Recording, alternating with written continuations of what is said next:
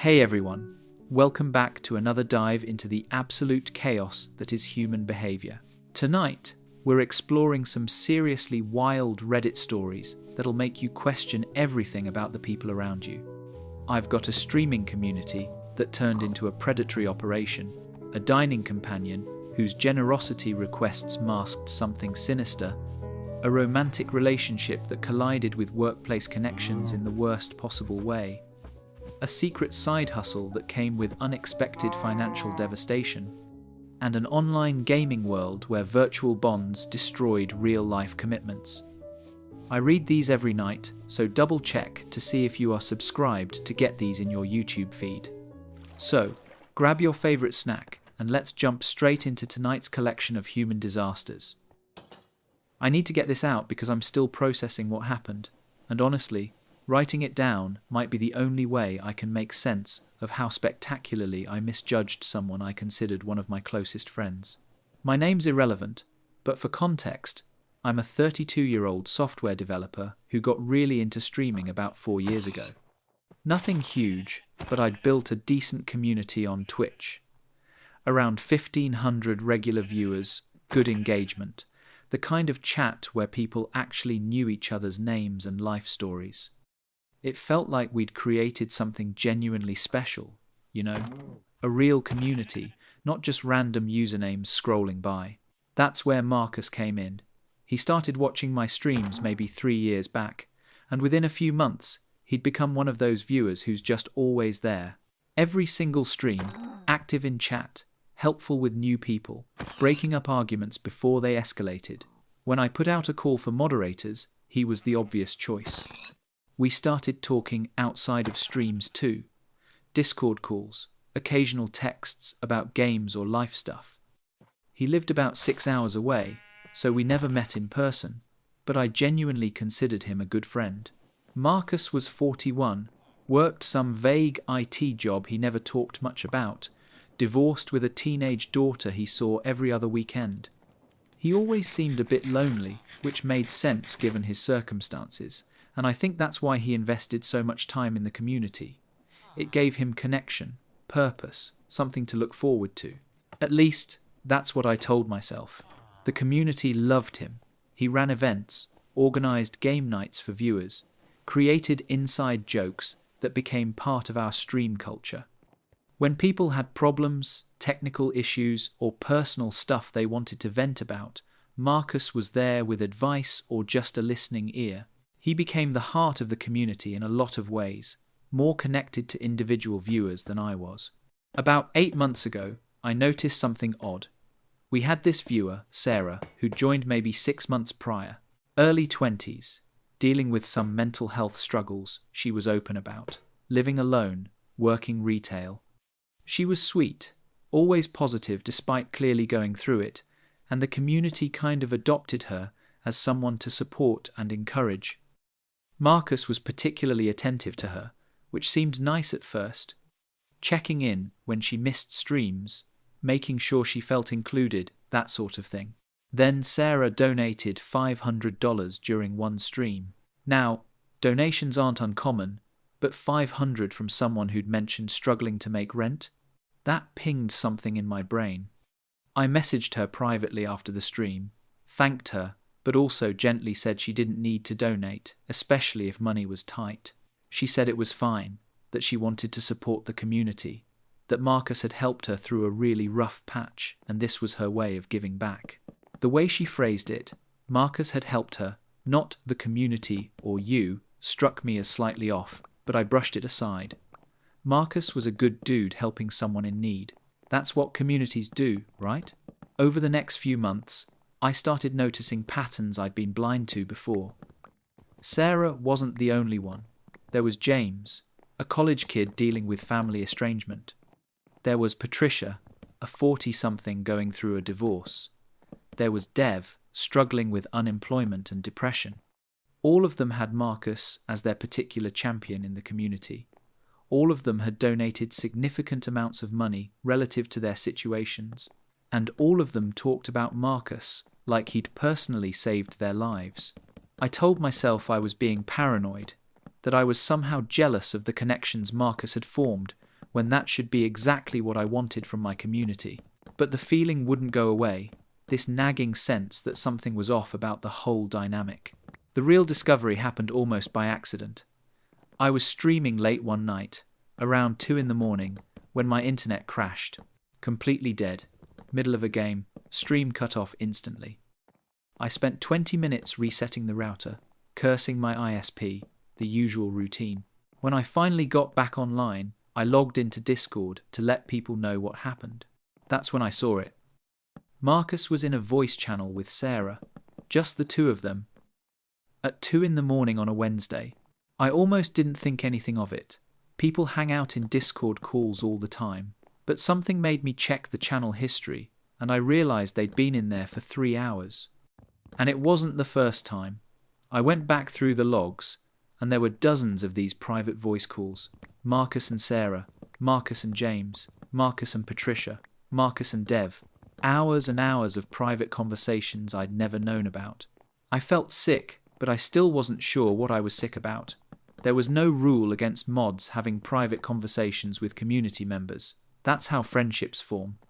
But combined with the donations, the vulnerable people, the secrecy, it felt wrong in a way I couldn't articulate. I spent the next week paying attention, really paying attention, to the dynamics in chat and Discord. Marcus had created this entire shadow network within my community. He had private channels with at least 7 different vulnerable members, regular calls, constant messages. And these people weren't just friendly with him, they were dependent on him. They deferred to his opinions, sought his approval, organized their schedules around his availability. Then I got a message from James's brother. He'd found my contact info through James's Twitch account, and his message was blunt and desperate. James had given Marcus $4,000 over the past 6 months. Their parents had cut James off financially due to his dropping out of college, and he'd been living on student loans and a part-time job.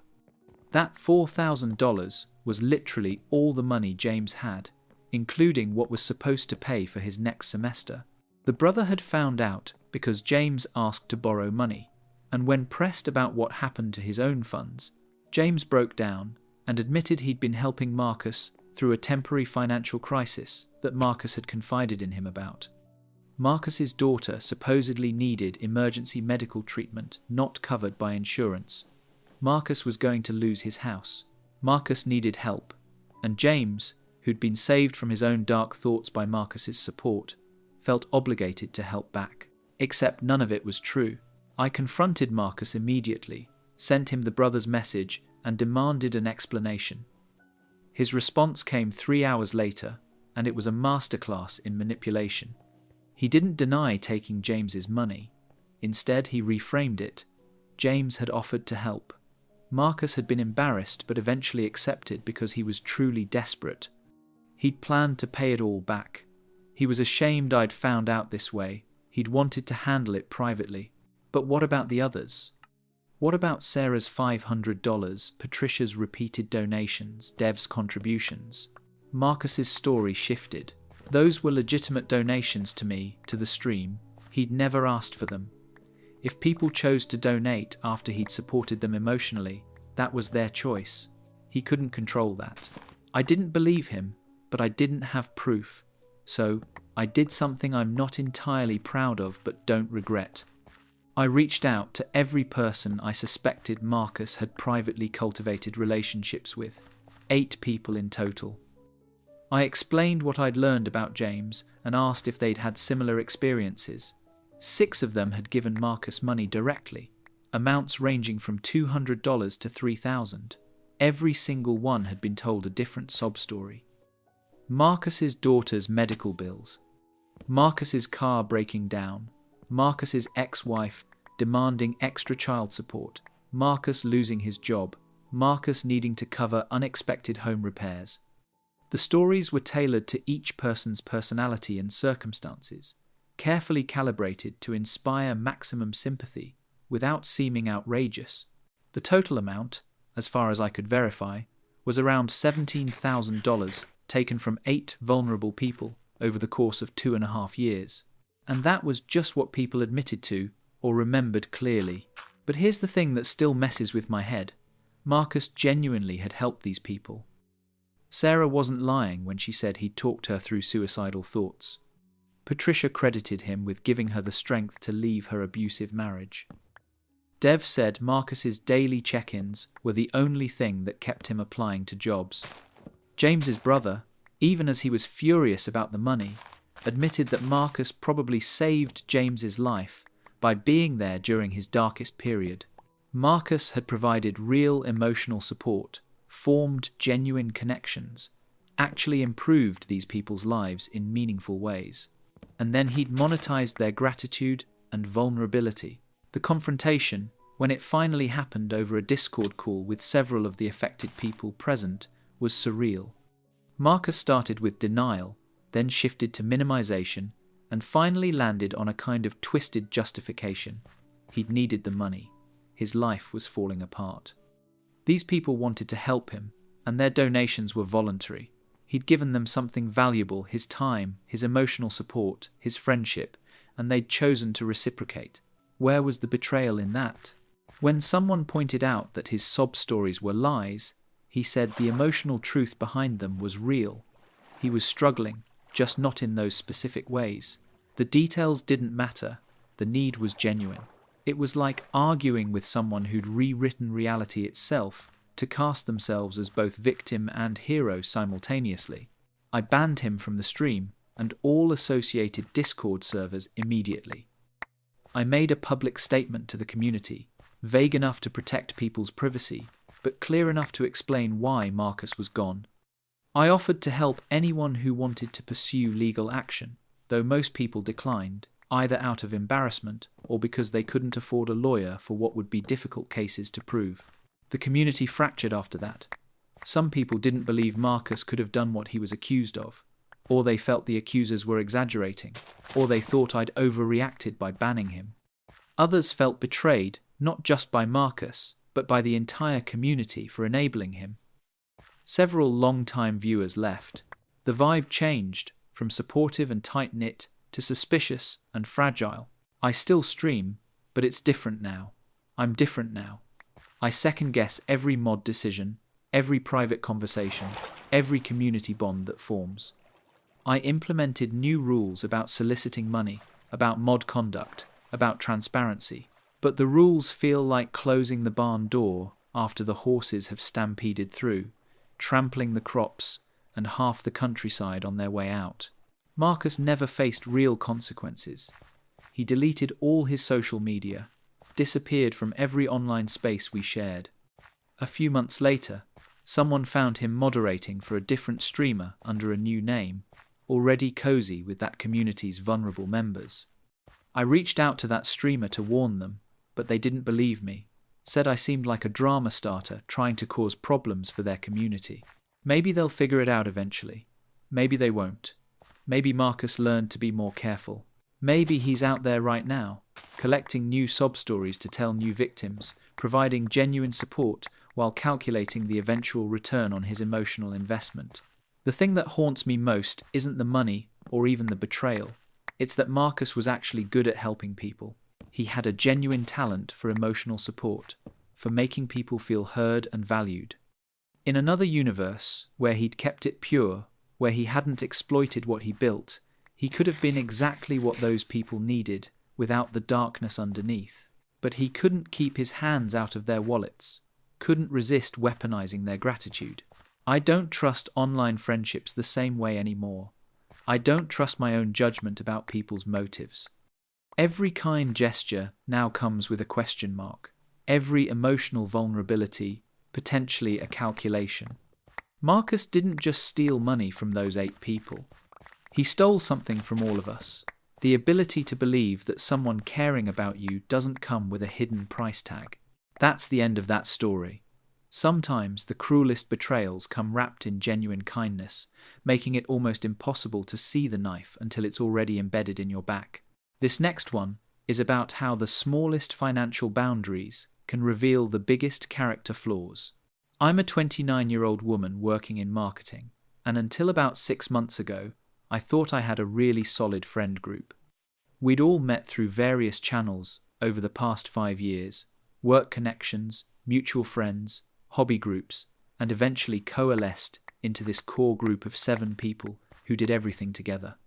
Weekly dinners, monthly game nights, holiday celebrations, the works. The kind of friend group you see in sitcoms and think, that's fake.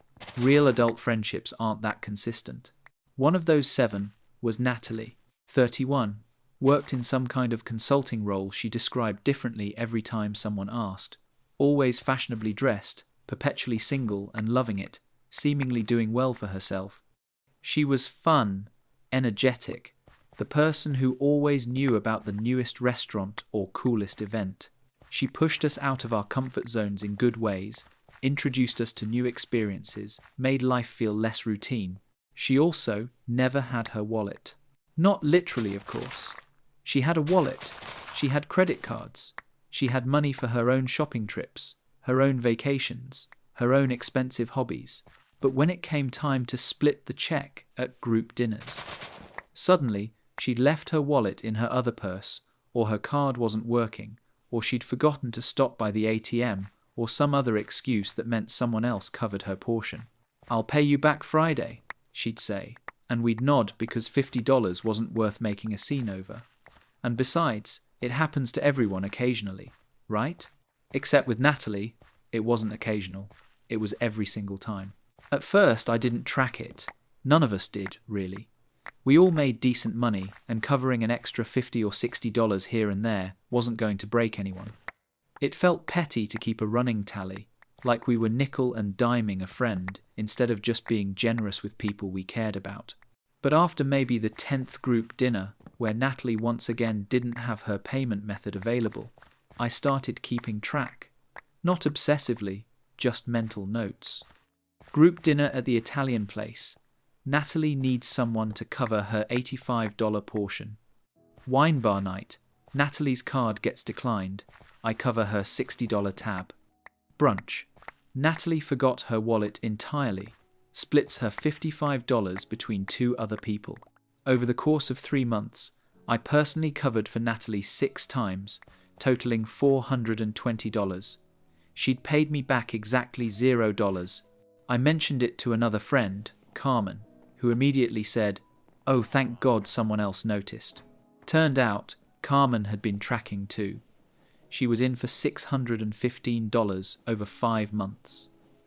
We started comparing notes with the rest of the group, and the picture that emerged was staggering. Over the course of 18 months, Natalie had borrowed money from our friend group for restaurant bills 42 times. 42 separate occasions where she'd claimed she couldn't pay and promised to reimburse whoever covered her. The amounts ranged from $30 to $150, depending on the restaurant and what she'd ordered. Conservative estimate, she owed the group collectively somewhere between $3,000 and $4,000. And she'd paid back maybe $200 total, usually right before a group event when she needed to borrow more. When we finally brought it up to her, individually at first and then as a group, her response was a masterclass in deflection and fake vulnerability. She was so embarrassed. She'd been meaning to pay everyone back. She'd been going through some financial difficulties she hadn't wanted to burden us with. Times had been tough lately.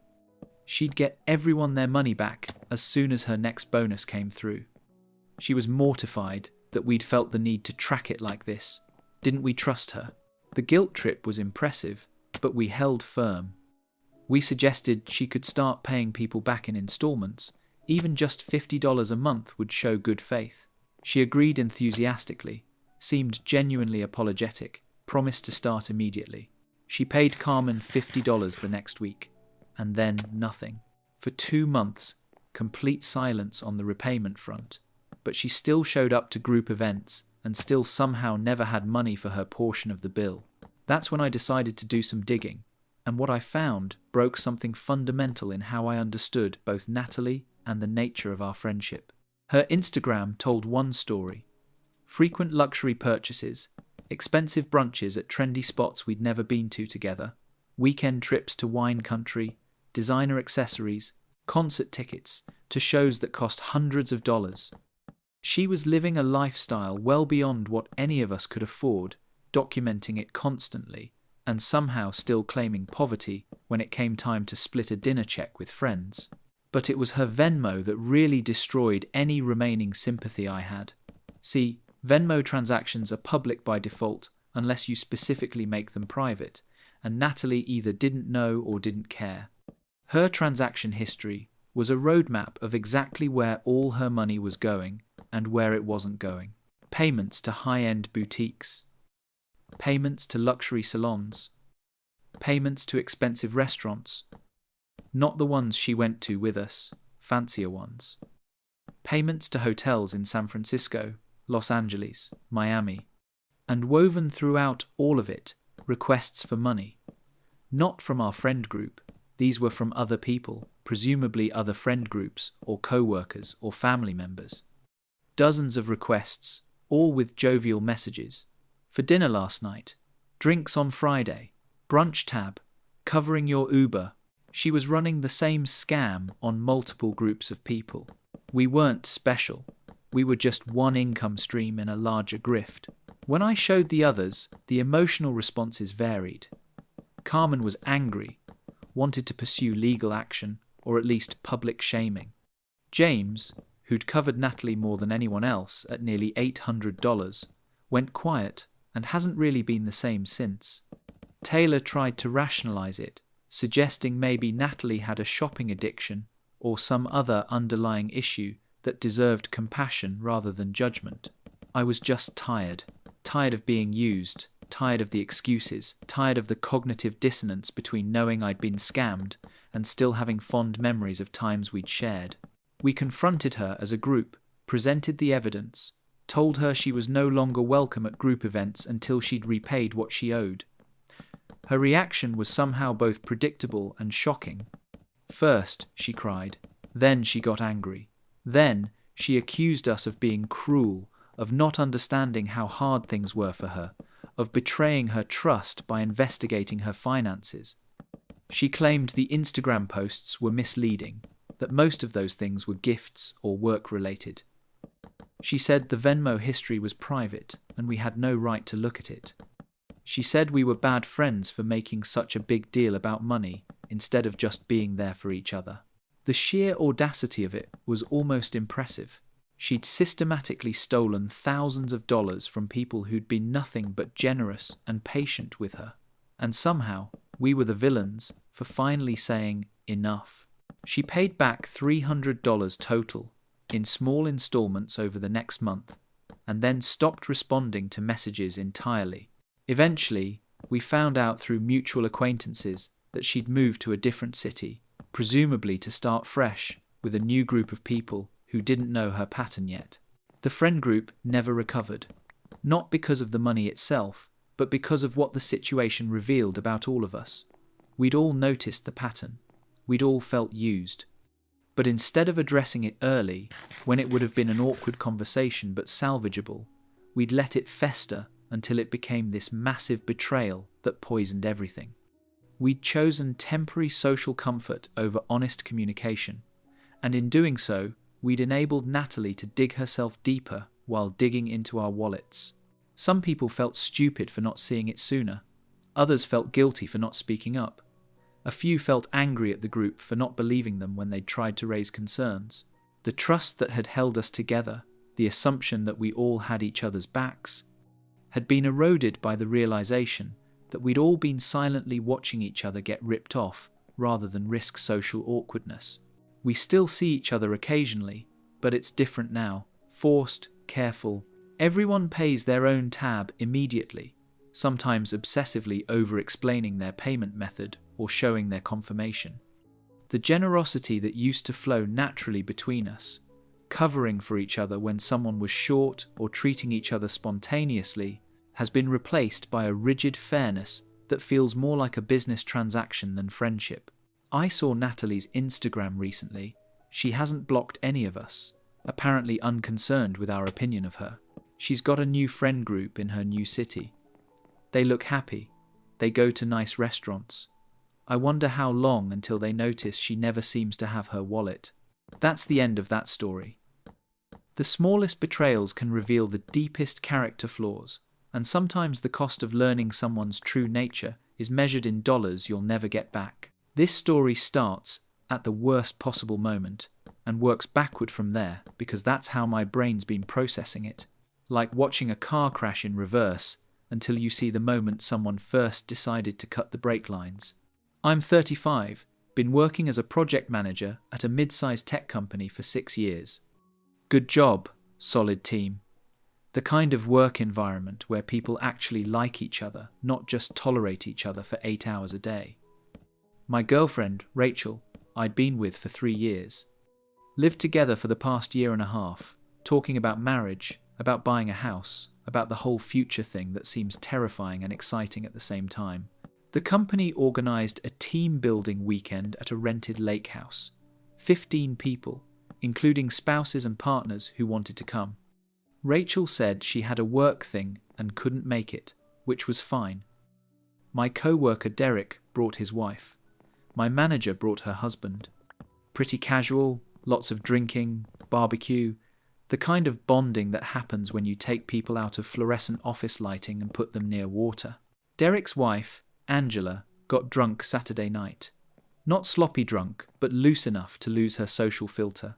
We were sitting on the dock, maybe 10 of us, talking about nothing important, when Angela suddenly turned to me and said, "How's your friend Emily doing? Derek said you haven't seen her in a while." I had no idea what she was talking about. I didn't have a friend named Emily. Angela's face went through this remarkable journey of expressions in about 3 seconds. Confusion, realization, horror. She tried to backtrack immediately, said she must have been confused, mixed me up with someone else, wasn't important. But I pressed, and Derek looked like he wanted to sink through the dock into the lake, and eventually, stumbling over her words, Angela admitted that Derek had mentioned I'd been dealing with a friend going through a rough breakup, and he'd asked Angela for advice about what might help. Except I wasn't dealing with a friend going through a breakup. I had no friend named Emily, and Derek, when I cornered him inside the house 10 minutes later, looked physically ill. The story came out in pieces over the next 2 hours, as Derek debated how much to tell me, as I oscillated between demanding everything and not wanting to know any of it. But eventually, I got the shape of it, and the shape was devastating. Emily was Rachel. Emily was what Rachel called herself on dating apps she'd been active on for at least a year. Emily was the persona Derek had matched with on Tinder 8 months ago, had chatted with extensively, had believed was a single woman named Emily who worked in pharmaceutical sales and loved hiking, and had a golden retriever named Cooper. Derek, being married and not a complete arsehole, had never met up with Emily in person. Their interaction had been confined to messaging, increasingly personal conversations, eventually emotional intimacy that Derek felt guilty about, but rationalized as just talking, nothing physical, technically not cheating. He'd told Angela about my friend's friend Emily as a way to discuss the situation without admitting his own involvement. But then Derek had started noticing things. Emily's stories about her job didn't quite add up. She mentioned a project that sounded weirdly similar to something I'd talked about at work. She complained about a neighbour that matched the description of our actual neighbour. She sent a photo of her view from her apartment, and Derek recognised the distinctive skyline visible from my neighbourhood. And then, about 2 months ago, Emily sent a photo where her reflection was visible in a window, and Derek recognised her. It was Rachel, my girlfriend Rachel, his co-worker's girlfriend. The woman he'd met at several work events, who'd smiled at him and made small talk and shown absolutely zero recognition that they'd been having intimate conversations online for months. Derek had stopped responding to Emily immediately, blocked the profile, told Angela everything in a guilty confession that had apparently led to weeks of couples therapy. He'd been debating for 2 months whether to tell me, knowing it would destroy my relationship, but feeling like I deserved to know. And then Angela, drunk and confused about which lies she was supposed to maintain, had blown the whole thing open. I left the lake house that night, drove 3 hours in the dark, probably not as sober as I should have been, running on rage and denial, and this desperate hope that there was some explanation that made this not what it obviously was. Rachel was in bed when I got home, nearly 2 in the morning. I woke her up and asked who Emily was. The look on her face told me everything before she said a word. Panic, calculation, the rapid mental scrambling of someone trying to figure out how much I knew and how much she could still deny. She went with denial first. She had no idea what I was talking about. I was being paranoid. I was scaring her. So I told her about Derek, about the dating profile, about the months of conversations, about the photos and the stories and the lies. She shifted strategies. It wasn't what it looked like. She'd never met up with anyone. It was just online, just fantasy, just a way to feel attractive and wanted during a time when our relationship had felt stale. It didn't mean anything. She loved me. She'd stopped anyway. It was in the past. Except according to Derek's timeline, she'd still been actively messaging him 2 months ago during the period when we'd been house hunting together, discussing mortgage rates and school districts, and the names of children we might someday have. I told her to get out. Not forever, just for the night. I needed space to think. She cried, begged, tried to hold me, and when I physically pulled away, she got angry. Said I was overreacting. It was just messaging. Lots of people had online friendships. I was being controlling and unreasonable. The absolute gall of that defense, standing in our shared bedroom, trying to reframe her systematic deception as my character flaw, snapped something in me. I pulled out my phone and called Derek, put it on speaker, and asked him to tell Rachel exactly what Emily had said to him over the past months. Derek, clearly uncomfortable but committed to honesty at this point, described conversations about sexual fantasies, discussions of meeting up, plans for what they'd do together, emotional confessions about being unsatisfied in her current life. Rachel tried to interrupt, to contextualize, to deny, but I wouldn't let her speak. When Derek finished, I thanked him, hung up, and told Rachel she had 24 hours to move out. Over the next week, as she slowly packed her things, and I stayed with a friend, the full scope emerged. Derek wasn't the only one. There were at least 3 other guys from my workplace she'd matched with and had similar relationships with, none of whom had realized she was attached to their co-worker. There were guys from her own office, guys from our gym, guys from the coffee shop we went to every Sunday. She'd been running multiple parallel emotional affairs, keeping detailed mental tracks of which persona she'd presented to which person, carefully managing her stories to avoid overlap, all while living with me and planning a future with me, and occasionally, when it benefited her narrative, complaining to these men about the boyfriend who didn't understand her. The boyfriend who didn't understand her was me. I was the obstacle in the stories she told, to explain why she couldn't meet up in person, why she had to keep things online, why their relationship had to remain secret and fantasy. My existence made her more desirable, more tragic, more worth pursuing. When I found the actual dating profiles, still active after she'd sworn she'd deleted everything, I discovered that she'd been soliciting gift cards and payments for bills and car repairs and emergency expenses.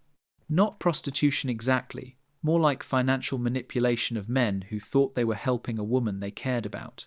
She'd made probably $3,000 or $4,000 over the past year, from guys who believed Emily was real and needed their help. The confrontation, when I had all the evidence, was less dramatic than you'd expect. She didn't deny it anymore, just tried to explain it in a way that made sense. She'd felt invisible in our relationship. I worked too much, didn't pay enough attention to her, took her for granted.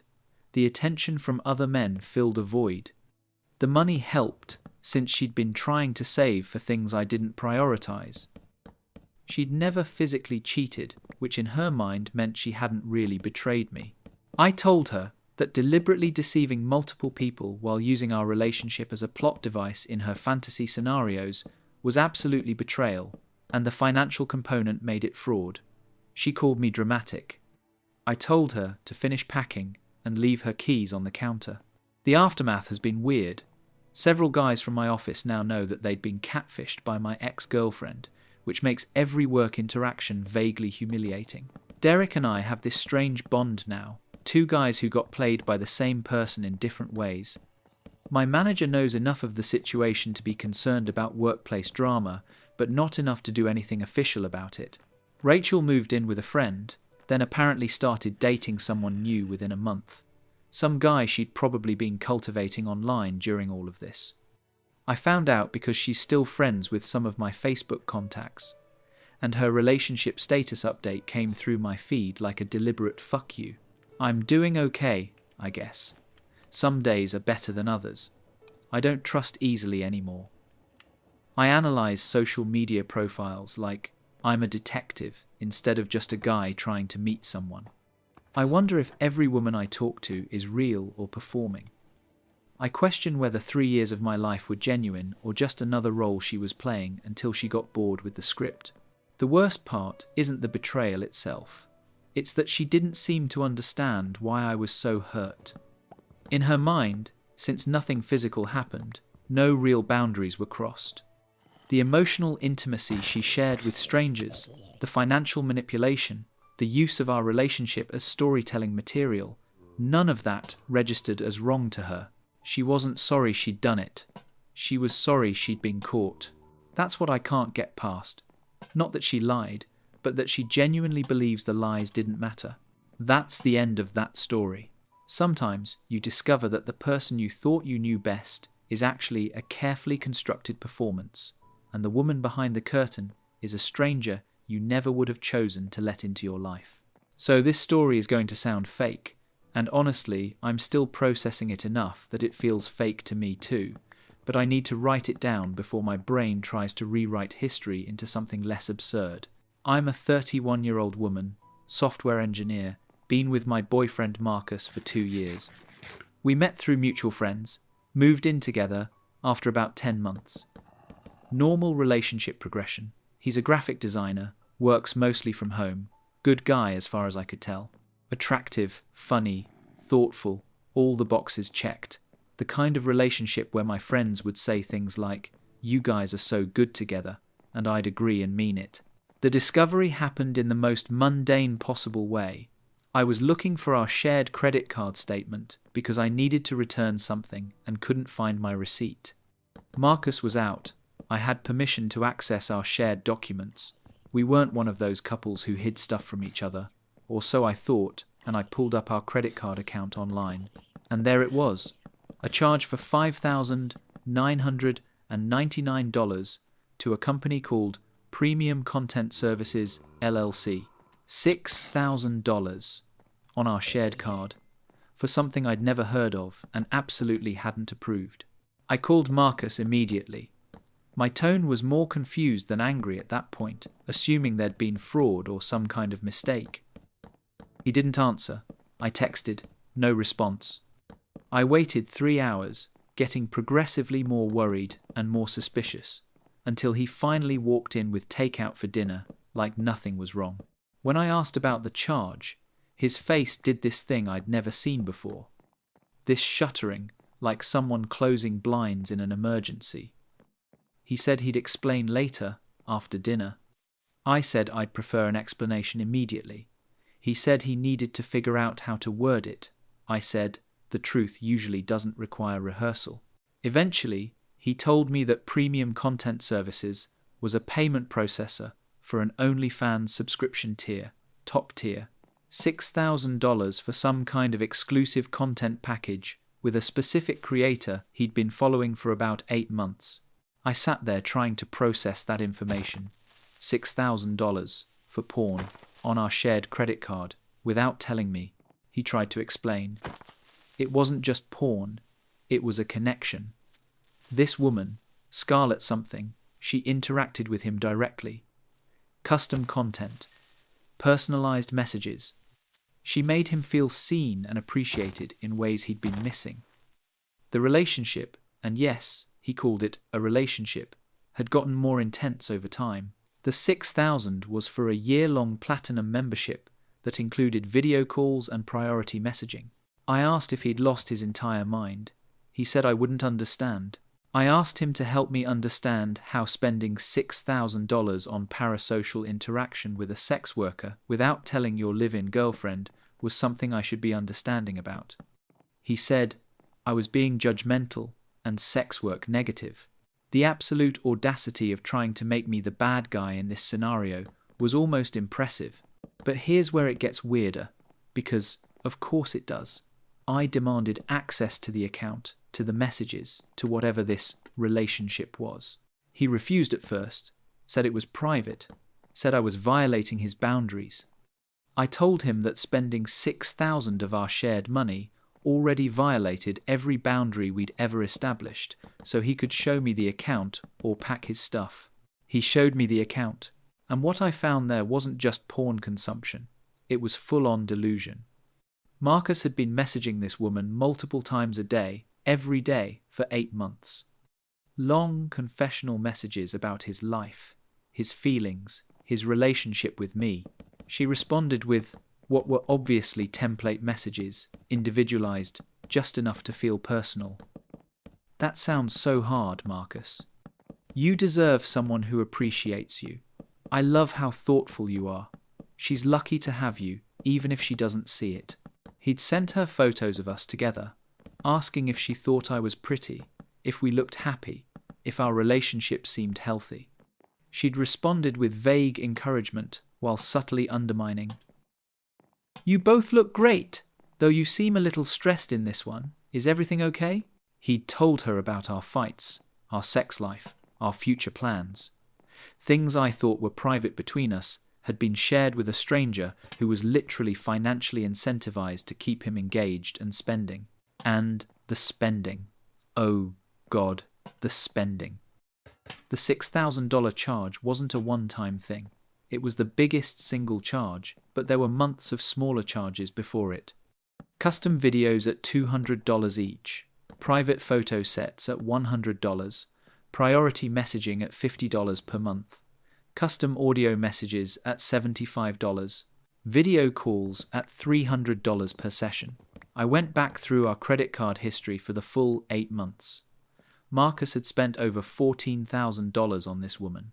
$14,000 on digital content and parasocial interaction with someone who probably had 50 other guys getting the same personalized experience. And here's the truly insane part. The $6,000 charge was for a package that hadn't even been delivered yet. It was a prepayment for a year of services that included weekly video calls, daily custom messages, and quarterly care packages of physical items. Marcus had basically bought a girlfriend experience on subscription, using money from our shared account, while living with his actual girlfriend. When I pointed out the financial insanity of this, Marcus got defensive. He made good money. He was allowed to spend his earnings how he wanted. The credit card was technically joint, but he contributed more to it anyway. I was being controlling. I pulled up our budget. We'd been saving for a down payment on a house. We'd agreed to cut back on unnecessary expenses. We'd been making sacrifices, or rather, I'd been making sacrifices while Marcus apparently funneled $14,000 into digital fantasy. The down payment fund, that should have had about $40,000 in it, had barely $30,000. I'd thought we were just progressing slowly. Turned out Marcus was draining it to pay for custom porn. The fight that followed was nuclear. He accused me of not meeting his emotional needs. I pointed out that maybe if he'd communicated like an adult, instead of creating a secret digital affair and hiding it with creative accounting, we could have addressed those needs together. He said therapy hadn't worked for us before. I said we'd gone to 2 sessions before he said he was too busy to continue, and now I understood what he was actually too busy with. He claimed he was addicted, that it was a problem he couldn't control, that he needed support, not judgment. I told him that addiction doesn't usually include carefully hiding credit card statements and lying about how you're spending your time and money. That's just deception with a convenient excuse. We went in circles for hours. He'd cry and apologize, then get defensive when I couldn't immediately forgive him, then cry again. At one point, he suggested we could work through it, maybe even incorporate his interest in OnlyFans into our relationship somehow, make it a thing we shared. I asked if he'd completely lost touch with reality. I demanded he cancel all the subscriptions immediately, in front of me. He did, though he seemed genuinely sad about it, which was somehow more insulting than anything else. The $6,000 package was technically refundable, minus a 15% processing fee. He got $5,100 back. I insisted that money go directly into a new savings account in only my name. Then I told him I needed time to think, and he should stay with a friend for a week. While he was gone, I did more digging. His laptop, which he'd left behind, had saved passwords for multiple OnlyFans accounts. Scarlett wasn't the only one. There were 4 other creators he'd been paying, though none as extensively. Total spending across all platforms over the past year, probably somewhere around $22,000. $22,000 on digital sex work while we split rent and I bought generic groceries to save money for our future together. I also found the messages between him and his friends, where he'd talked about hiding the spending from me, where he'd joked about having to be careful with the credit card statements, where he'd discussed which VPN to use to hide his browsing history. This wasn't an addiction spiraling out of control. This was deliberate, calculated deception. When Marcus came back after the week, I'd already packed his stuff. I told him the relationship was over. He begged, promised to change, swore he'd cut off all the accounts permanently, suggested couples counseling again. I said no. He tried anger next, called me frigid, said I'd driven him to this with my emotional unavailability, claimed every guy consumes porn and I was being unreasonable.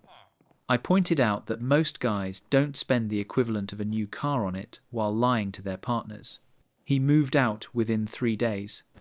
Didn't even fight me on keeping the apartment, probably because he knew I had enough ammunition to make his life difficult if he pushed. The aftermath has been weird. Some friends have been supportive. Others have suggested I overreacted, that porn consumption is normal, that I should have been more understanding of his needs. I've had to explain repeatedly that the issue isn't porn. It's $22,000 of secret spending and 8 months of emotional infidelity with someone who was literally paid to pretend to care about him. Marcus tried to get back together about a month later, sent a long email about how he'd been going to therapy, learning about his issues with intimacy and validation seeking, understanding where he went wrong. I didn't respond. Then he sent me a Venmo request for half of the $5,100 refund, claiming it was technically shared money and he deserved his portion. I blocked him on everything. I found out from a mutual friend that Marcus is dating someone new now.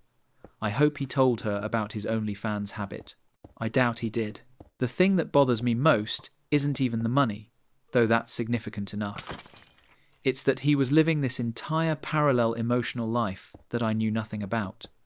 Every day, he'd wake up next to me, kiss me goodbye, tell me he loved me, and then spend hours messaging women online, sharing our private life with strangers, cultivating connections that had nothing to do with me except as obstacles he had to work around. And he genuinely seemed to believe that because it was online, because it was paid, because it wasn't physical, it didn't count as cheating. The sex work was just a service he was purchasing. The emotional component was just part of the experience. None of it was real enough to matter. But it was real enough to spend $22,000 on. Real enough to lie about. Real enough to sabotage our actual, tangible relationship for. I'm doing okay now. Better than okay, honestly. The apartment is peaceful without the constant underlying tension I didn't even realize was there. I'm rebuilding my savings. I'm working on trusting my judgment again, on believing that I can recognize when someone's being honest with me. But sometimes I wonder how long it would have gone on if I hadn't needed that credit card statement, if I hadn't found that one charge. Would he have eventually spent our entire down payment fund? Would he have escalated to in-person meetings with sex workers? Would I have married someone living a completely separate digital life I never knew existed? I'll never know. And I guess I'm grateful for that. That's the end of that story. Sometimes the person lying next to you at night is dreaming about someone else, and you don't realize until the credit card bill comes due. This next story comes from a weird place emotionally, 6 months out from everything falling apart, far enough away to have perspective, but close enough that it still stings when I think too hard about it. But I'm trying to view this as a learning experience, rather than just a loss, and maybe putting it into words will help. I'm a 28-year-old guy, work in IT, classic introverted gamer type. I'd been with my girlfriend Laura for 4 years. We met online, actually, through a gaming forum, which felt appropriate given how much of our relationship revolved around gaming together. We played everything: MMOs, shooters, survival games, whatever new thing caught our attention. It was our primary shared activity and the foundation of our relationship. About 2 years into dating, we both got heavily into this particular MMO, spent hours every night in the same guild, coordinating raids, grinding for gear, the whole obsessive player thing.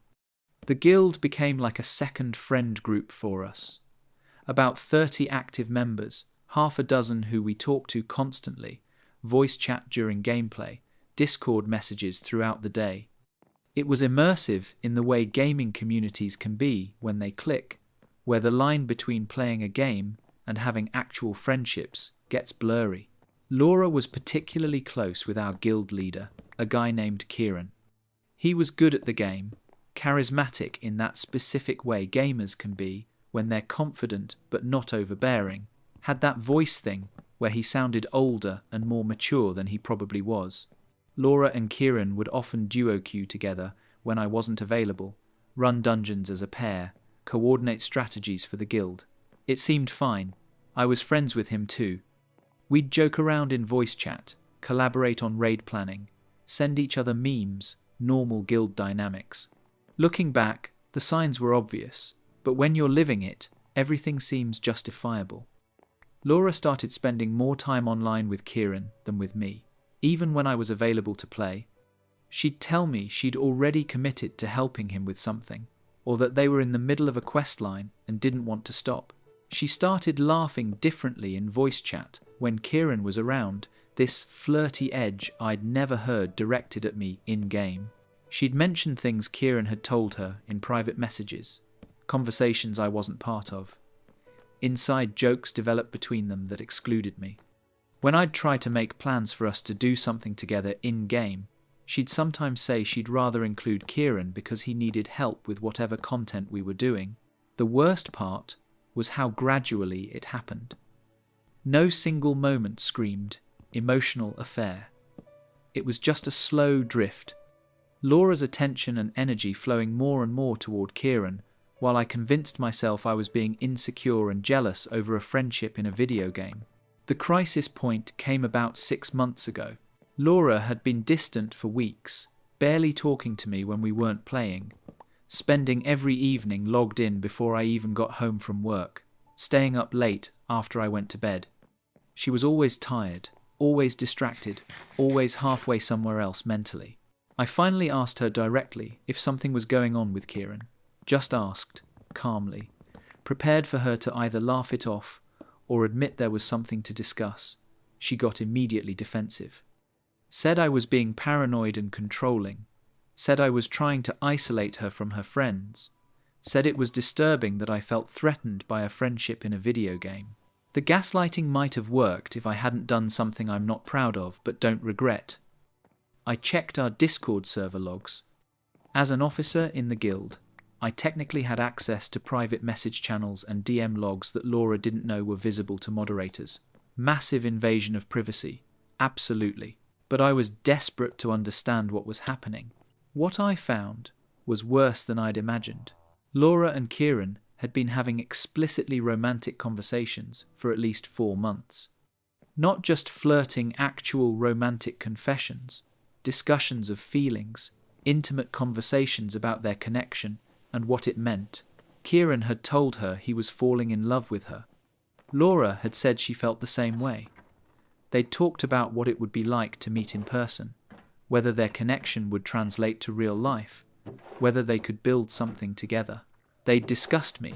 Kieran knew I existed, knew Laura and I had been together for years, but that was framed as an obstacle, a complication to navigate rather than a relationship to respect.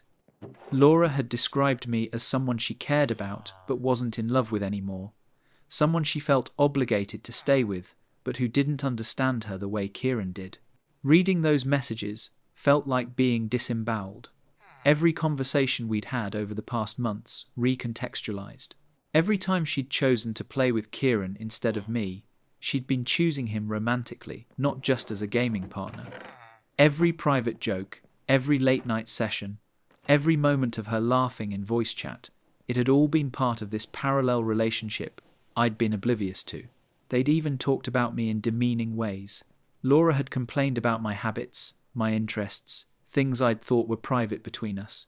Kieran had made jokes about me being oblivious. They'd laughed together about how I didn't suspect anything. The absolute contempt embedded in those messages, the casual cruelty, broke something in me. I confronted Laura immediately, printed out the Discord logs, dropped them in front of her while she was at her computer, probably in the middle of messaging Kieran.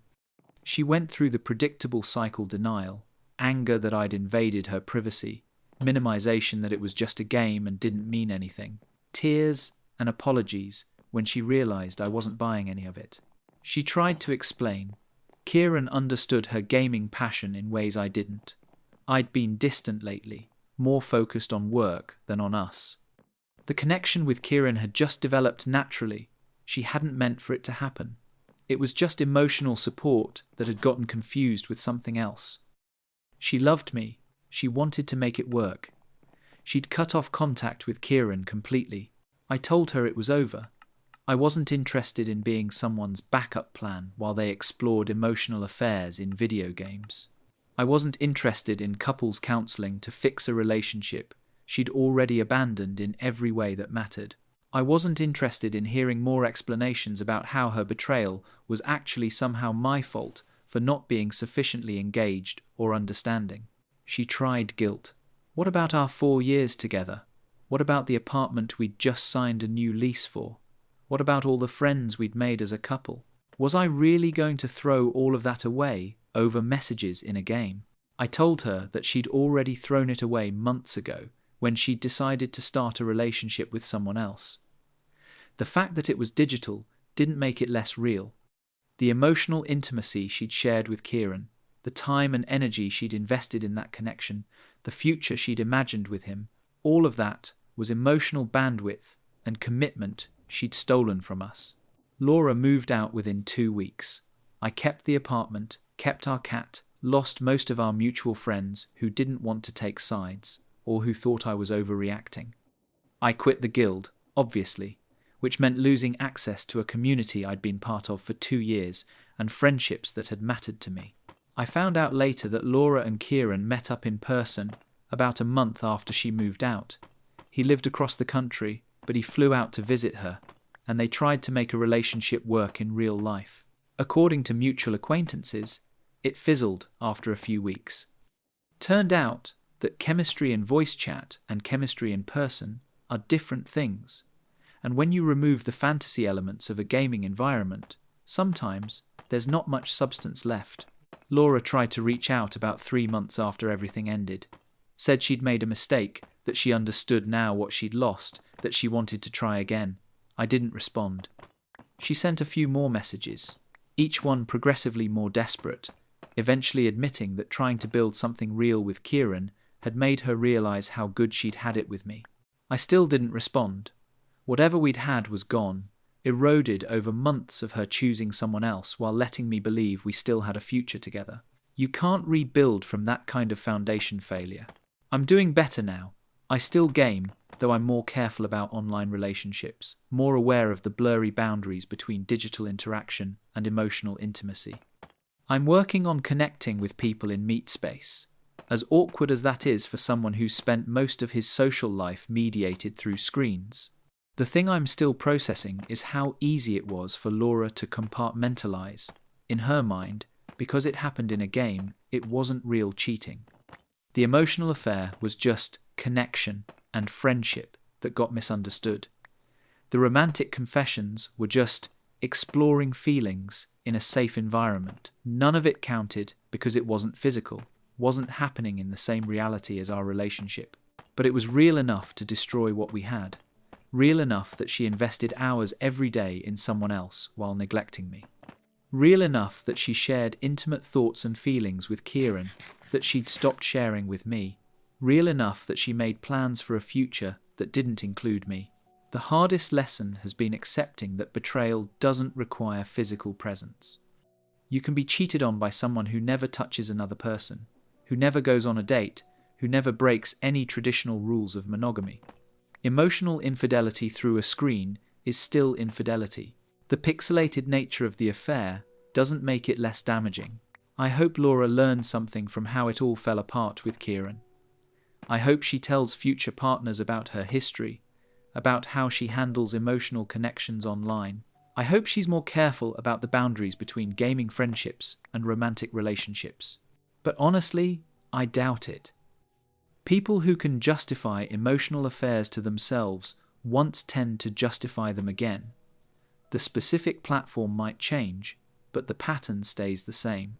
I'm just glad I found out when I did, before we'd gotten married or bought a house or tangled our lives together any more permanently than we already had.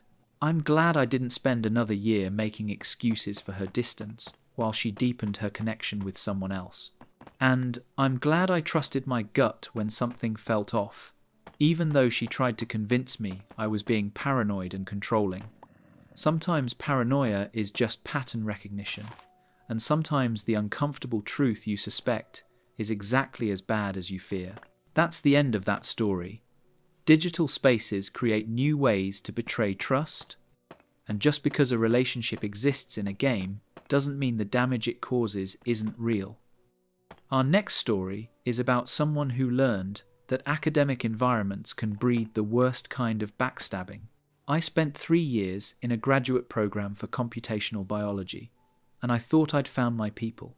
There were 5 of us in our research cohort, all working on different aspects of genetic sequencing algorithms under the same department umbrella. We shared lab space, grabbed coffee between seminars, and honestly became pretty tight, or so I believed. The thing about graduate research is that it's collaborative by necessity, but competitive by design. You need to publish, you need to present at conferences, and you need your name attached to innovations. But our little group seemed different. We actually helped each other. When Maya struggled with her data visualization, I spent hours teaching her my process. When James needed feedback on his methodology section, we all gathered in the lab at midnight to workshop it. It felt like we were building something together, you know? A support system in a cutthroat environment. The weirdness started small. I'd noticed my research notes weren't quite where I left them. Nothing dramatic, just shifted slightly on my desk. I'm pretty organized, maybe a bit obsessive about my workspace, but I figured the cleaning staff was moving stuff around. Then, I started seeing my specific terminology showing up in other people's presentations. Little phrases I'd coined during our group discussions. The way I described certain algorithmic approaches. Again, nothing you could point to and say definitively, that's theft, just this growing discomfort. Around month 8 of my dissertation research, I developed a novel approach to error correction in sequence alignment. It was genuinely innovative, the kind of thing that could anchor a strong publication. I was excited about it, but also paranoid because I'd seen other students get scooped before. So I was careful. I didn't share the full methodology with anyone. I mentioned I was working on error correction, but I kept the actual breakthrough close. Except in our group. During one of our late-night lab sessions, Maya asked what I was working on, and like an idiot, I walked her through the whole thing. I showed her my preliminary results, explained the mathematical framework, even sketched out my plans for testing. James and Olivia were there too, asking smart questions, seeming genuinely interested and supportive. I remember feeling grateful to have people who got it. 2 weeks later, James presented at a departmental colloquium. His topic, a new approach to error correction in sequence alignment. My approach. He'd changed some variable names and restructured the presentation, but it was fundamentally my work. I sat in that audience, feeling physically sick, watching him field questions about methodology I'd developed, seeing professors nod approvingly at innovations I'd created. I didn't confront him immediately. I was too shocked, and honestly, I wasn't sure how to handle it. In academia, proving intellectual theft is notoriously difficult, especially with collaborative work. I needed to be smart about this, so I started documenting everything. I went back through my lab notebooks, my computer files, anything with timestamps that could prove I'd developed this work first. That's when I discovered it wasn't just James. I found a shared folder on our lab's cloud storage that I didn't know existed. Someone had accidentally given me access when setting up a different shared drive. Inside were my research notes, my actual notes, photographed and uploaded. There were PDFs of my data, screenshots of my analysis, even pictures of sketches I'd drawn on the whiteboard during our group sessions. The folder was labelled Reference Materials and had been created 6 months earlier. All 4 of them had access: Maya, James, Olivia, and Chen. They'd been systematically collecting my work for half a year. I kept digging. Turned out James's presentation was just the first move. Maya had submitted an abstract to a major conference using my data visualization techniques, which she'd claimed were her original methods. Olivia had incorporated my analytical framework into her dissertation proposal without attribution. Chen had been more subtle.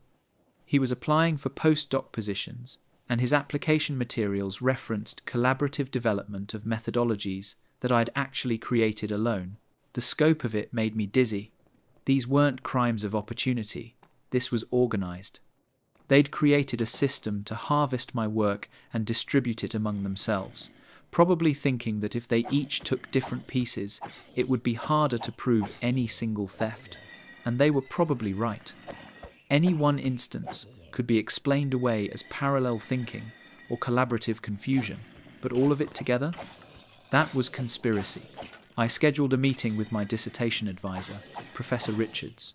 I brought everything: time-stamped files, lab notebooks, the shared folder access, side-by-side comparisons of my original work and their derivative presentations. I laid it all out methodically, trying to keep emotion out of it and just present facts. Richards listened, his expression growing darker as I went through each example.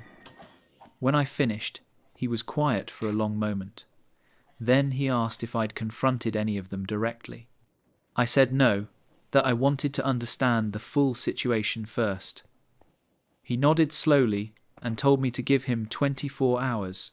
The next day, Richards called me back to his office. The department chair was there, and so was someone from the university's Research Integrity Office.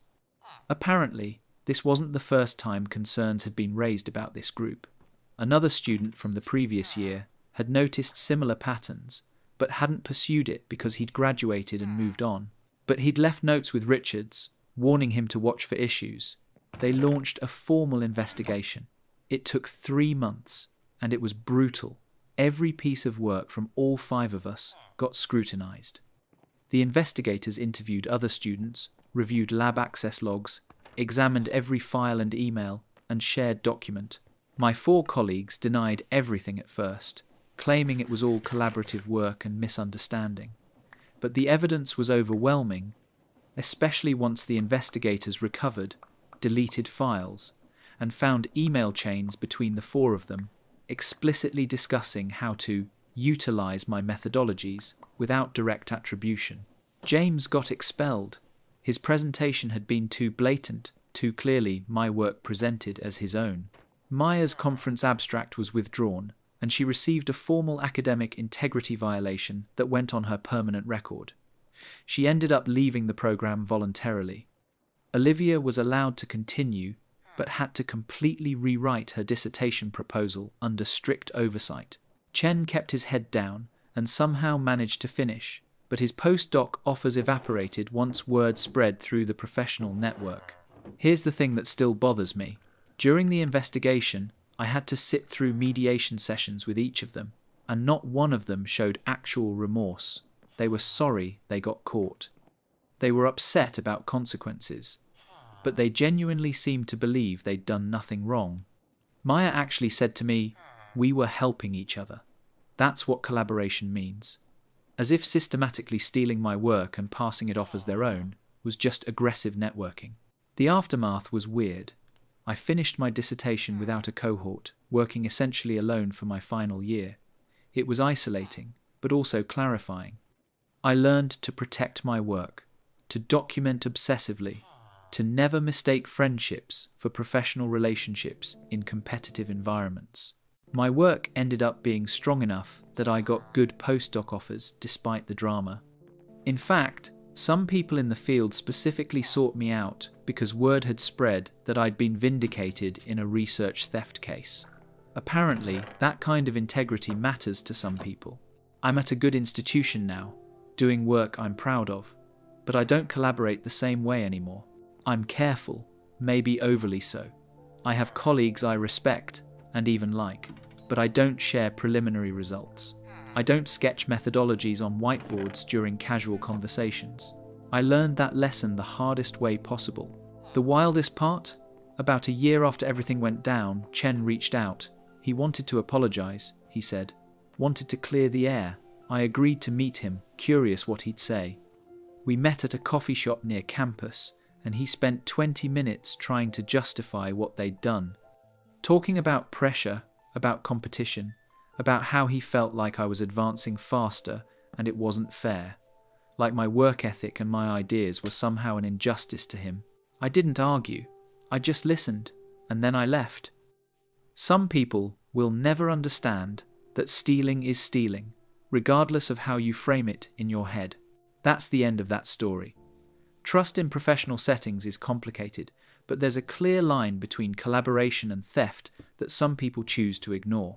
This next one comes from someone who discovered that family court battles can reveal just how far people will go to avoid responsibility.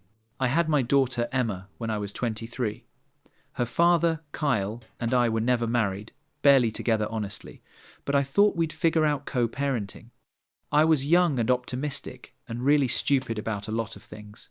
Kyle disappeared about 2 months after Emma was born, and I didn't hear from him for a year and a half. When he resurfaced, it was because the state had tracked him down for child support. Suddenly, he wanted to be involved, wanted to establish custody, the whole performance. I was actually relieved at first. Single parenting is exhausting, and I thought maybe he'd matured. Maybe we could actually co-parent. I filed for child support through the proper channels, and the court ordered him to pay $350 a month. Not a lot, but it would help with daycare and formula and all the constant expenses that come with a toddler. He paid for 3 months. Then the payment stopped. I reached out to him directly, trying to avoid getting courts involved again. He told me he'd lost his job, that he was struggling, that he'd catch up soon. I felt guilty for even asking. I was working 2 jobs myself, barely scraping by, but I let it go for a few weeks. Then weeks became months. By the time Emma was 3, he owed me over $9,000 in back child support. That's when I hired a lawyer. Her name was Sandra, and she came recommended by a friend who'd been through a similar situation. Sandra was all business, mid-40s, with this direct way of talking that I appreciated. She said we'd file for enforcement, possibly wage garnishment if he was employed, and she'd look into his financial situation to see what could be recovered. What Sandra found was so much worse than I'd imagined. Kyle hadn't lost his job. He'd been working steadily for 2 years as a construction foreman, making about $60,000 a year, decent money. But he'd been paying child support the entire time. Just not to me. He was paying support for another child, a son from a relationship that ended before he met me. That payment was being automatically garnished from his paychecks. So he knew how the system worked. He just decided to ignore the order for Emma. But it gets worse. Sandra dug deeper because something about his financial records didn't add up. He was claiming poverty in his responses to the court, saying he couldn't afford to pay support for 2 children, that he was barely surviving. But he'd bought a new truck 2 years ago. $28,000. He was taking vacations. His social media showed him at concerts, restaurants, living a completely normal middle-class life. Sandra requested his complete financial records through Discovery, and that's when the real nightmare emerged. Kyle had opened a bank account in his mother's name. His paychecks were being deposited there, minus the automatic garnishment for his other child. But the bulk of his income was going into this account that legally wasn't his. On paper, he looked broke. In reality, he had over $30,000 sitting in an account he accessed regularly through his mother. My lawyer said it was one of the most blatant cases of child support fraud she'd seen. He'd created an entire financial structure designed to hide assets from the court. And his mother was fully complicit, letting him use her identity to shelter money that should have been supporting his daughter. We filed a motion for contempt and fraud. The court hearing was scheduled for 4 months out, and those months were torture. I knew what he'd done, I had the evidence, but Emma still needed clothes and food and daycare, and I was still doing it alone while he lived comfortably off money he'd hidden. At the hearing, Kyle showed up with his own lawyer. They tried the poverty defense again, claiming he was struggling, that the financial records were misleading. His lawyer argued that the account in his mother's name was actually hers, that Kyle occasionally helped her out, but had no ownership of those funds. Sandra destroyed them. She had statements showing Kyle's debit card linked to the account. She had transaction records showing he'd paid his rent, his truck loan, his personal expenses directly from that account. She had text messages between Kyle and his mother discussing how much to transfer each month to keep his official accounts looking empty. She'd built an airtight case. The judge was livid. I've never seen someone in a position of authority that angry. She held Kyle in contempt, ordered him to pay the full $9,000 in arrears, and added another $4,000 in penalties. She ordered immediate wage garnishment of $500 per month going forward. And she referred the case to the district attorney for potential criminal charges for fraud. But here's where it got complicated. Sandra pulled me aside after the hearing and made me an offer. The district attorney might pursue charges, or they might not. It depends on their caseload, their priorities, a lot of factors outside our control, but Sandra had negotiated something else. Kyle's mother, terrified of potential legal consequences for her role in the fraud, had agreed to pay the full $13,000 judgment immediately to make this go away. No criminal charges, no further court action, just a lump sum payment to close it out. The catch? Sandra wanted 15% of the total as her contingency fee on the fraud recovery portion. She'd worked for months on this case, had built the fraud case without charging me extra beyond her initial retainer, and had gotten me more money than I'd ever expected to see. 15% of $13,000 is $1,950. I'd still get $11,050. More than I'd been owed in straight child support, and I'd get it now instead of waiting for garnishments to trickle in while Kyle possibly found new ways to hide money. I said yes. Some people might judge me for letting him avoid criminal charges, but I had a 4-year-old who needed stability. $11,000 could secure our situation in ways that a protracted criminal case couldn't. I could pay off debt, build an emergency fund, maybe even afford a better apartment in a neighborhood with good schools. Kyle's mother paid within a week. I signed releases saying I wouldn't pursue criminal complaints. Sandra took her fee, and I deposited the rest. Kyle now has his wages garnished directly, and every month that $500 hits my account like clockwork. He tried to get the amount reduced last year, claiming financial hardship again, but the judge rejected it outright. His fraud case is in the record now.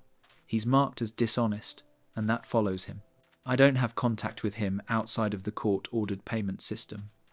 Emma is 7 now, and she doesn't really ask about him anymore.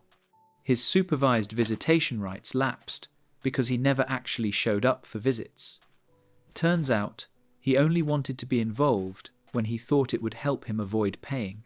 Once the money was locked down, his interest evaporated. The thing is, I'm not even angry anymore.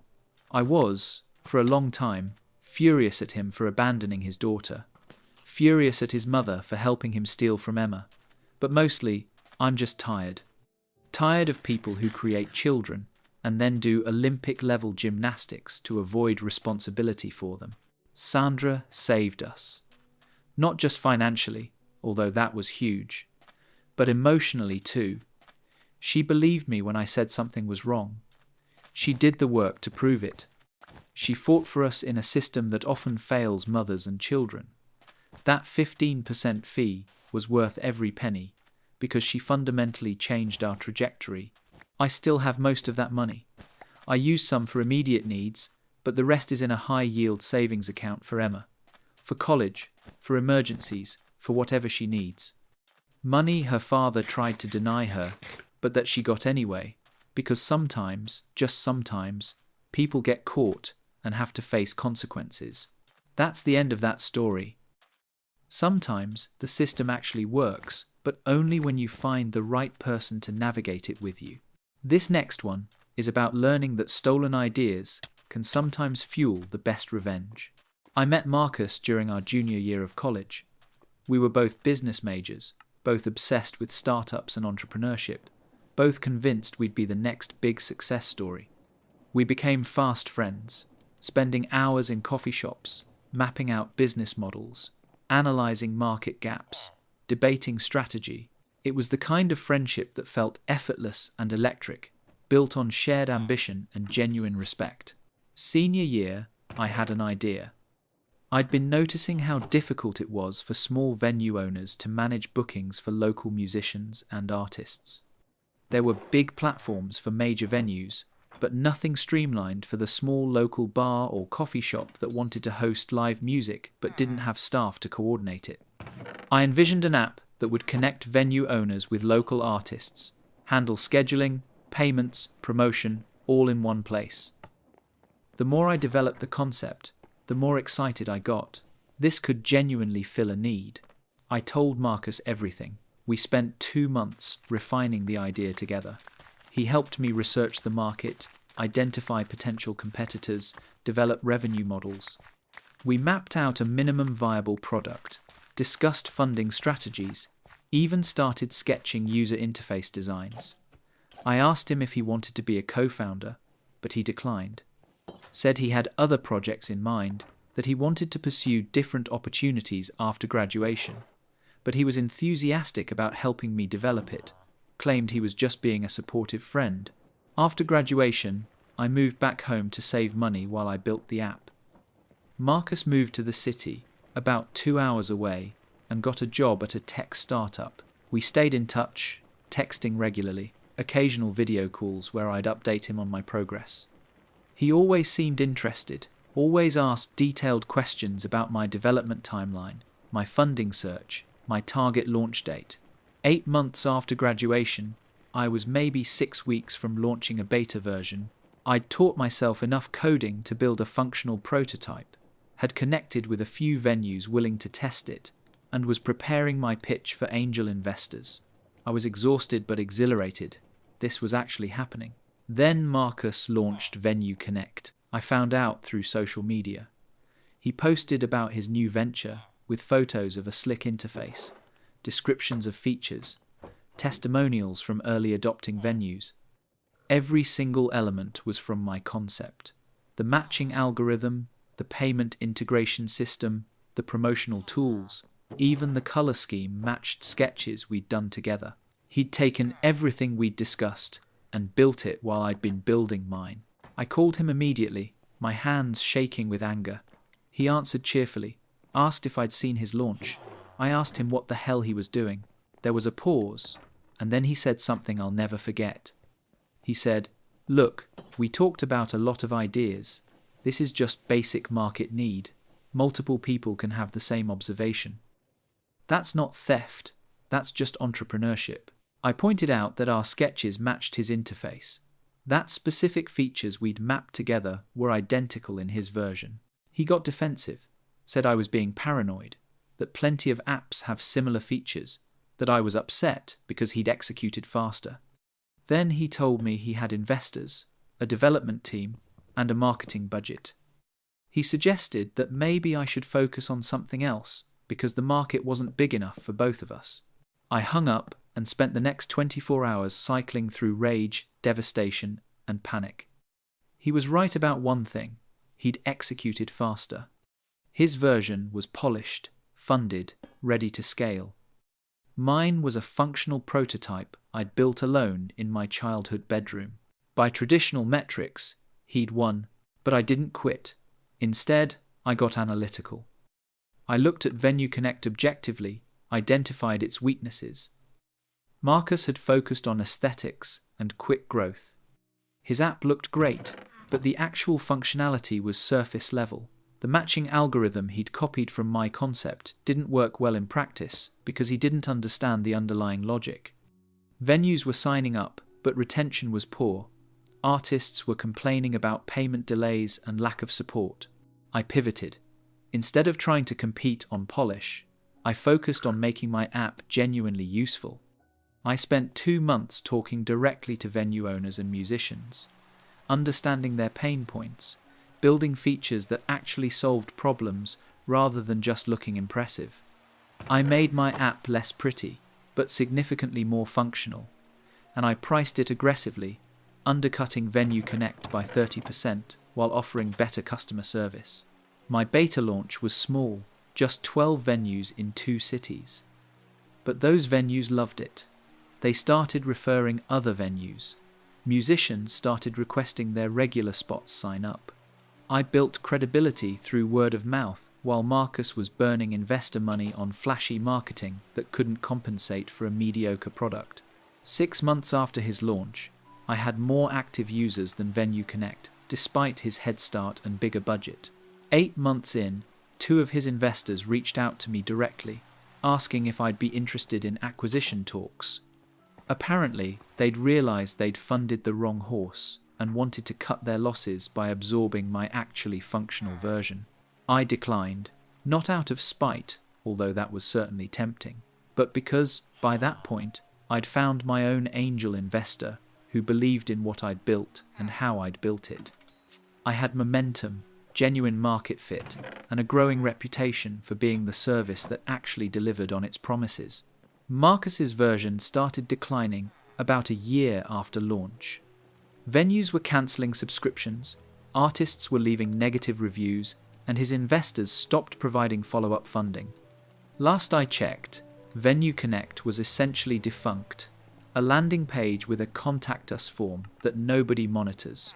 My platform, which I eventually named GigBridge, is still growing. We're in 40 cities now, facilitating thousands of bookings monthly, and I just hired my 5th full-time employee. I'm not a billionaire success story, but I'm running a profitable company doing work I care about, and I built it despite someone trying to steal it out from under me. I saw Marcus at a conference last year. It was unavoidable. We were in the same session about local marketplace scaling. He tried to approach me during the networking break, but I just walked away. I have nothing to say to him. No anger left, no interest in rehashing old betrayals. He thought stealing my idea would give him a shortcut to success. Instead, it just proved he didn't understand what made the idea valuable in the first place. Execution matters more than concepts, and genuine understanding matters more than surface-level imitation.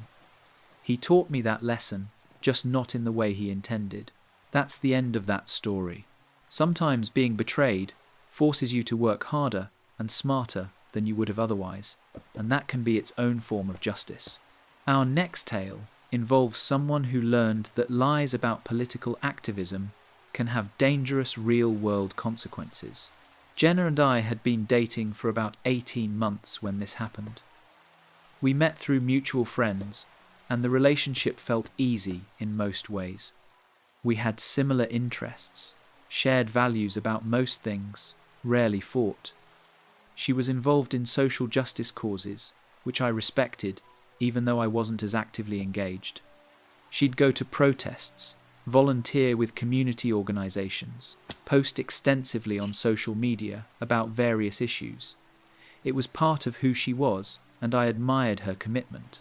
The protest in question was downtown, about 40 minutes from our neighbourhood. It was a big one, organised in response to a controversial new policy. Jenna told me she was going with a group from her volunteer network, that they'd be there for a few hours in the afternoon, peaceful demonstration, nothing risky. She asked if I wanted to come. I had to work that Saturday, so I said no, but told her to be safe and to text me updates. She left around noon. I got a text at 12:30 saying they'd arrived. The crowd was huge, energy was good. Another text at 1:15 saying it was getting crowded, but still peaceful. Then, nothing for 2 hours. I wasn't immediately worried. Cell service gets sketchy in big crowds, and I figured she was caught up in the experience. But by 3:30, with no response to my texts, I started feeling uneasy. I checked social media and saw that the protest had taken a chaotic turn. There were reports of counter-protesters showing up, some minor clashes, police in riot gear. Most sources still called it largely peaceful, but there was tension. At 4, I called her. It went straight to voicemail. I called 3 more times over the next hour, same result. By 5, I was genuinely scared. I tried calling her friends, who she'd supposedly gone with. Rachel answered and sounded confused. She said she hadn't gone to the protest, had been home all day. She didn't know anything about Jenna being there. That was the first crack in the story. I called 2 other friends from her volunteer network. Neither had gone to the protest. Neither knew Jenna was planning to go. I started searching social media, looking at live streams, and posted photos from the protest, trying to spot her in crowds. Nothing. I checked news sites for arrest lists, hospital reports, anything that might explain her silence. The rational part of my brain said she was probably fine, that her phone died and she'd call me soon. But I couldn't shake the feeling that something was wrong. Around 6:30, I decided to drive downtown. I didn't have a plan exactly, but I couldn't sit home doing nothing. The protest area was mostly cleared by the time I got there, just police and a few lingering groups. I walked around for over an hour, showing her photo to people, asking if anyone had seen her. Nobody had. At 8, her phone turned back on. I called immediately, and she answered. She sounded stressed and tired, but okay. She said she'd been caught in the chaos when things got tense, her phone died, she'd lost track of her group, and spent hours trying to navigate out of the area safely. She was at a coffee shop about 10 blocks from the main protest site, charging her phone and collecting herself. I drove to meet her, relief flooding through me. When I got there, she looked disheveled but unhurt. We hugged, and I told her how worried I'd been. She apologized for scaring me, said it had been more intense than she'd expected, that she'd underestimated how quickly things could escalate. We drove home, and I made dinner while she showered. It wasn't until later that night, lying in bed, that the inconsistencies started bothering me. I mentioned calling Rachel and the others, trying to track her down. Jenna got very quiet, then said they must have been in different sections of the crowd, that it was easy to lose people in those situations. But Rachel had said she didn't go at all, and neither had the others. Over the next few days, I couldn't let it go. The story didn't make sense. I started paying closer attention to small details. On Monday, I noticed her shoes, the ones she'd worn to the protest. They were barely scuffed, not particularly dirty. Someone who'd spent 6 hours in a massive downtown protest would have shoes that looked more worn. I checked her social media. She hadn't posted anything from the protest, which was unusual for her. She always documented activism work. No photos, no live updates, nothing. Her friends, who actually had been there, had extensive documentation on their pages. Jenna's last post was from Friday. I looked at our phone location sharing, something we'd set up months earlier, mostly for convenience. On Saturday, her location had been active until around 12:15, then went dark. When it came back online at 8, she was at that coffee shop. But I could see her historical locations, and the thing is, before the phone went dark, she wasn't downtown. She was in a neighborhood about 20 minutes away, in a residential area with no connection to the protest route. I spent a week gathering information, feeling increasingly sick. I pulled up our credit card statement, the joint account we used for shared expenses. There was a charge on Saturday at 1 p.m. from a restaurant in that neighborhood where her phone had been before it went dark, a restaurant neither of us had ever been to. When I confronted her, I laid it all out calmly. The friends who weren't at the protest, the location data, the restaurant charge. I asked her directly, "Where were you on Saturday?" She tried to hold the story at first, said the location data was wrong, that she'd stopped at that restaurant before heading to the protest. But I pressed. Why lie about who she was with? Why turn off her phone? Why no photos or posts when that was completely unlike her? She finally broke down. She'd been with someone else. A guy named Derek she'd met at a volunteering event 2 months earlier. They'd been seeing each other, just as friends initially, but it had developed into something more. Saturday was supposed to be their day together, just hanging out, seeing where things went. She'd used the protest as cover because she knew I'd support her going to that I wouldn't question it. But then, things at the actual protest had gotten chaotic, and she'd seen it on social media. She'd panicked, realizing that if something serious happened and I tried to track her down, her lie would be exposed. So she'd turned off her phone and hoped the situation would resolve before I got too worried. When I'd started calling repeatedly, she'd realized she needed to establish a believable narrative, so she'd come up with the story about being caught in the chaos. The betrayal wasn't really about Derek, although that stung. It was the calculated nature of the lie. She'd used something she knew I respected, her activism, as a cover for cheating. She'd let me spend hours terrified that she might be hurt, possibly arrested, or injured in a volatile situation when she'd been perfectly safe having lunch with someone else. And when her lie started falling apart, instead of coming clean, she'd constructed an elaborate secondary lie, putting on a whole performance about being traumatized by the protest experience. I asked her how long it had been going on. She said 2 months, but that nothing physical had happened until that Saturday. I didn't believe her, and honestly, it didn't matter. The relationship was over. The moment she decided using my values and concerns against me was an acceptable strategy. She wanted to talk it through, said Derek didn't mean anything, that she'd gotten confused and made mistakes, but she loved me. I told her she had a week to move out. She did, and I haven't spoken to her since, except for logistics about splitting our stuff. The thing that still bothers me most isn't even the cheating. It's that she leveraged my care for her safety as a tool for deception. She knew I'd be worried about her at a protest. She knew I'd respect her space and autonomy when she was doing activist work, and she weaponized all of that to spend time with someone else, then acted like I was the one being unreasonable for wanting the truth. I found out later through mutual friends that Derek hadn't known about me either. She'd told him she was single, that she'd just gotten out of a relationship. So she'd lied to both of us, constructed parallel narratives, and only got caught because external circumstances forced the truth out. She tried to reach out a few months later, wanting closure or forgiveness or something. I didn't respond. Some people treat relationships like strategic games, where deception is just another move, and I don't have space in my life for that. That's the end of that story. Trust requires honesty, and using someone's concern for your well-being against them might be one of the cruelest forms of betrayal. And finally, we have a story about someone who learned that workplace promises are only as good as the documentation backing them up. I started at Morrison Tech Services 5 years ago as a mid-level project coordinator. It was a solid company, steady work, reasonable pay, nothing glamorous but stable. My boss, Richard, seemed decent enough in the interview. Talked about growth opportunities, career development, all the standard corporate language that sounds promising but rarely materializes. For the first year, everything was normal. I did my job, hit my targets, got positive reviews, standard professional existence.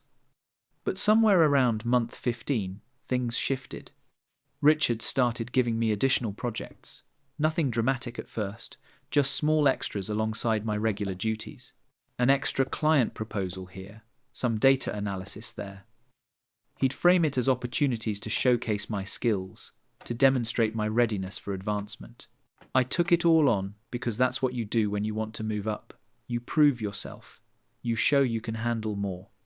And Richard kept reinforcing that message, kept saying things like, "This is exactly the kind of initiative we look for in senior coordinators," and "The leadership team has noticed your work ethic."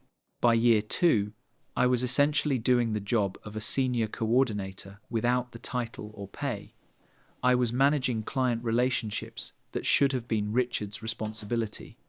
I was training new hires, presenting to upper management, handling crisis situations that required decision-making authority I technically didn't have. My workload had probably doubled from my original job description. That's when I started asking about promotion. Richard's response became a pattern I'd hear for the next 2 years. "You're doing great.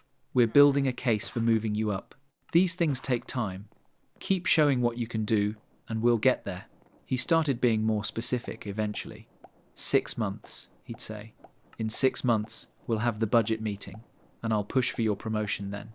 I believed him because I wanted to, because the alternative was admitting I was being exploited. So I kept working, kept taking on more, kept documenting my expanding responsibilities, because surely that would matter when promotion time came. 6 months would pass. Budget meeting would happen. No promotion. Richard would look apologetic and say it wasn't the right time, that leadership wanted to see a bit more, that next quarter looked more promising. Then he'd give me another high-level project to manage, another opportunity to prove myself. This cycle repeated 4 times. Every 6 months, a promise. Every 6 months, an excuse. Meanwhile, my responsibilities kept expanding.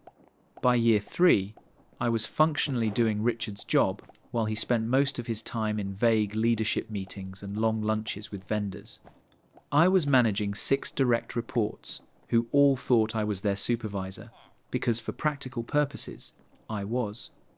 I was running client accounts worth hundreds of thousands of dollars.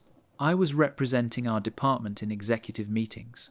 But my title was still project coordinator, and my salary hadn't budged beyond standard cost of living adjustments. Around month 40, I started documenting everything systematically. I created a detailed log of every project I managed, every responsibility outside my original job description, every instance where I'd functioned in a senior capacity. I saved emails where Richard assigned me leadership tasks. I kept records of my direct reports, my client portfolio, my presentations to executives. I built an irrefutable case that I was performing well beyond my pay grade and had been for years. I also started documenting Richard's promises. Every time he said 6 months, or next quarter, or we're working on it, I'd follow up with an email summarizing our conversation. Just confirming what we discussed, making sure I understood the timeline, creating a paper trail of commitments that never materialized. By month 46, I'd had enough. Richard gave me his standard speech again. "Budget meetings are coming up. This is looking really good for you. Just keep up the excellent work." I smiled, thanked him, and scheduled a meeting with the director of our division. Miranda, the director, seemed surprised when I requested the meeting, but agreed readily enough. I came prepared with a presentation. I showed her my original job description from 5 years ago versus my current responsibilities. I showed her the client accounts I managed, the revenue I oversaw, the direct reports I supervised in all but title. I showed her emails demonstrating the scope of work I'd been doing for years. Then I showed her the timeline of Richard's promises, 46 months of 6 more months, stretching behind me like a trail of broken commitments. Miranda's face went through several expressions as I presented. Surprise, recognition, concern, and finally, anger.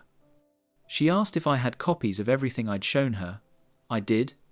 She asked me to email it all to her and to HR.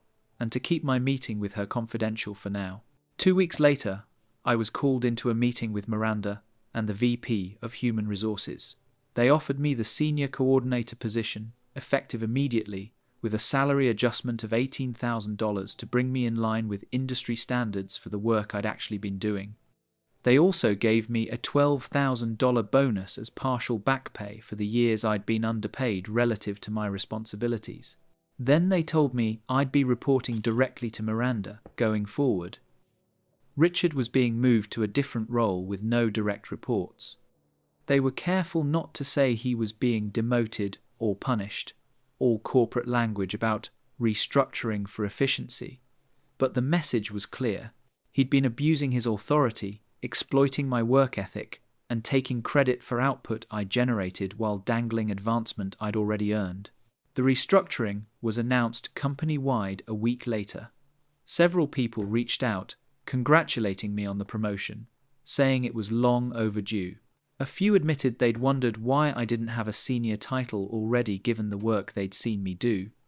Apparently, it had been obvious to everyone except the people with power to change it, or more accurately, obvious to everyone, including Richard, who'd benefited from the status quo. Richard tried to talk to me after the announcement, started with some speech about how he'd always believed in me, how he was proud to see me advance.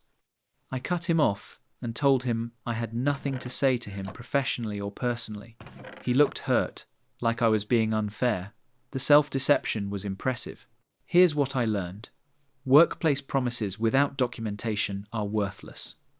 Managers who repeatedly delay advancement while increasing responsibilities are exploiting you, not developing you.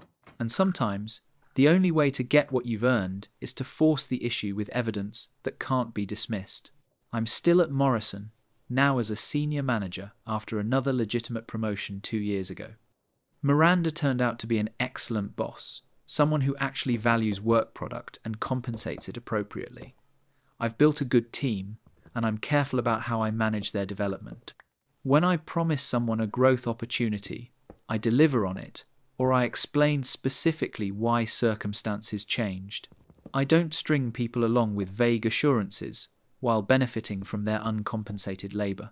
I saw Richard in the parking lot last month.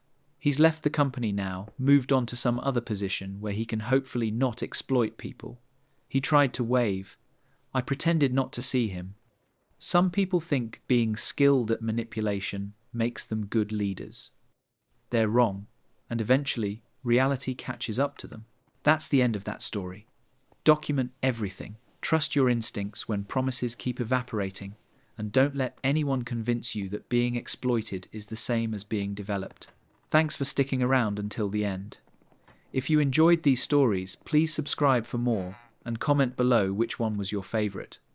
These stories remind us that betrayal adapts to whatever medium we use to connect, and trust remains the most valuable currency we have to lose. Catch you tomorrow for even more stories. Take care.